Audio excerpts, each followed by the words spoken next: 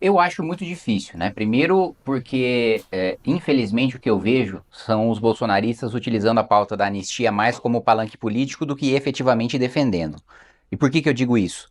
Quando foi feita a articulação para eleger o Hugo Mota na Câmara dos Deputados, né, eu disse que a oposição tomou a decisão, né, principalmente o PL, de apoiar o Hugo Mota em troca de cargos na mesa diretora, né, o que significa nomear mais assessores, e de presidências de comissão. E aí eu disse, olha, eu não sou nenhum idealista ao extremo, ao ponto de achar que não se deve fazer nenhuma negociação pragmática. Mas, dentro do pragmatismo, você precisa ter coisas relevantes. Eu não vejo grandes relevâncias, pelo menos para fins republicanos, em você ter um monte de cargo na mesa diretora, e eu também não vejo grande relevância em presidência de comissão depois que Arthur Lira mudou o regimento e mudou a interpretação do regimento em relação às urgências, fazendo com que os principais projetos tramitem diretamente no plenário e não só tramitem diretamente no plenário, não possam ser apreciados nas comissões se tiverem urgência aprovada. Então, para mim, o primeiro ponto é esse. O que foi negociado, pragmaticamente não vale a pena. Então, essa foi uma razão, inclusive, pela qual eu não votei em Hugo Mota para a presidência da Câmara dos Deputados. A anistia, não houve um compromisso público, né, de que ela seria pautada para que o PL e outros parlamentares de oposição apoiassem Hugo Mota à presidência da Câmara. No Senado é ainda mais grave. Né? A oposição fez o acordo para apoiar o Davi Alcolumbre, principalmente os senadores bolsonaristas, que sempre chamaram o Davi Alcolumbre de um senador sabotador do governo Bolsonaro. E Davi não só não se comprometeu a pautar a anistia, como se disse contra no período eleitoral, né? E hoje reforça que não pautaria a anistia. Então, a minha avaliação é que é possível, alguma coisa na política pode acontecer de extraordinário, alguma pressão extraordinária acontecer, alguma mão mais pesada ainda do que aquela que foi dada para a Débora do batom pode causar alguma comoção popular e pressionar a Câmara e o Senado a votar? Pode, mas hoje eu acho extremamente, assim, pouquíssimo provável que a anistia caminhe, que a anistia avance no Congresso Nacional. O senhor apoia a anistia? Eu apoio com ressalvas, né? Eu acho que o Supremo Tribunal Federal, primeiro, ele desrespeitou o devido processo legal, contraditório e ampla defesa das pessoas que participaram do 8 de janeiro, e eu digo isso por conhecer alguns casos, né? Eu tive dois professores, um de processo penal e outro de penal, que advogam até hoje para pessoas que estão no 8 de janeiro, né?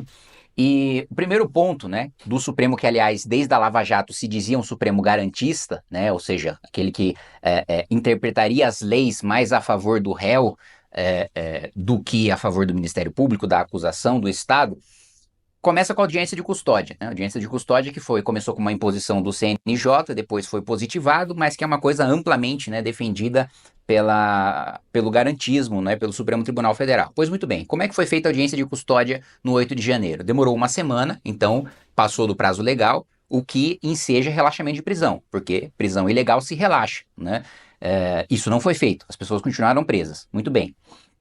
Uma semana depois, você tem ali uma juíza auxiliar que abre um Zoom com 199 advogados e dizendo, olha, quem quer pedir relaxamento de prisão, peça no chat. Isso não é audiência de custódia, né, nos modelos em que foi aprovado pelo Congresso Nacional.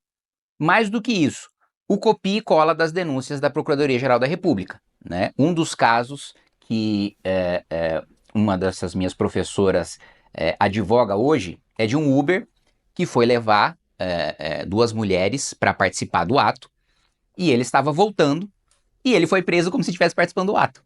Quando na verdade ele foi levar pessoas que queriam participar. Ele nem queria participar. Né? E foi denunciado nos mesmos termos das pessoas que participaram. Então, primeiro ponto, eu acho que o processo tem nulidades insanáveis. O segundo ponto, acho que a própria pena, as pessoas estão respondendo por crimes que não cometeram, e seria até impossível de cometer, né? Da definição de crime impossível que nós temos se você não tem os meios efetivos, né, para consumar aquele crime, o crime é impossível. No caso, abolição violenta do Estado Democrático de Direito. Eu não acho que aquelas pessoas tivessem os meios, ainda que a gente comprove o dolo, a intenção de dar um golpe de Estado, não acho que aquelas pessoas tivessem meio para isso.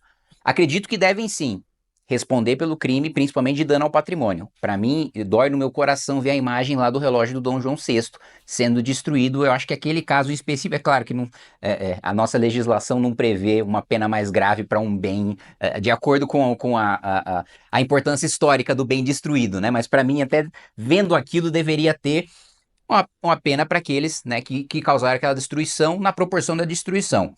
Agora, em relação eu acho que o texto não deve deixar nenhuma dúvida em relação a Bolsonaro, Braga Neto e todo o entorno que, de fato, né, na minha avaliação, há provas robustas de que tentaram dar um golpe de Estado e que usaram aquelas pessoas, né, que não sabiam o que estava fazendo, manipularam aquelas pessoas, deram esperança para aquelas pessoas de que aconteceria um golpe de Estado e que o Lula não assumiria, né? Foi levado aos comandantes das três armas, né, a proposta de fechar o Supremo Tribunal Federal, e isso só não aconteceu porque o comandante do Exército dizia que ia prender o Bolsonaro se aquilo acontecesse. Então, na minha avaliação, eu até pretendo apresentar uma emenda, e eu não apresentei até agora porque não se sabe qual vai ser o rito, né? Se comissão especial, se CCJ ou se plenário, para excluir, deixar muito claro que na anistia não está incluído aqueles que foram denunciados nas últimas semanas, como é o caso do ex-presidente da República.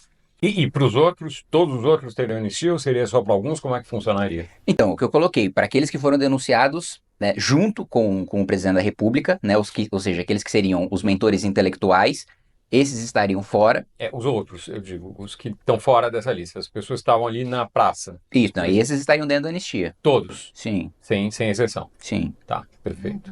O Conselho de Ética da Câmara aprovou o pedido de cassação do mandato do deputado Glauber Braga, do PSOL do Rio de Janeiro.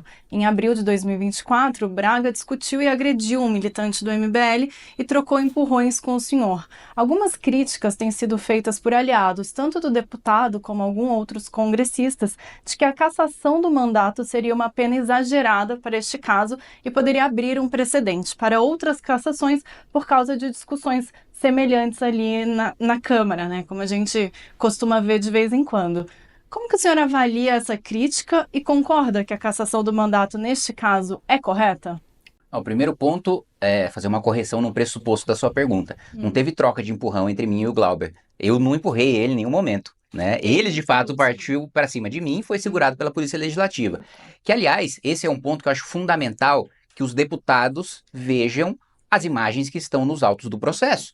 Todos os deputados que eu acompanhei, eu estive no Conselho de Ética durante a maior parte do tempo nessa semana, todos os deputados de esquerda da base do governo que saíram em defesa do deputado Glauber contaram a mentira de que o deputado foi abordado e de que o Gabriel Costenaro, do MBL, teria ofendido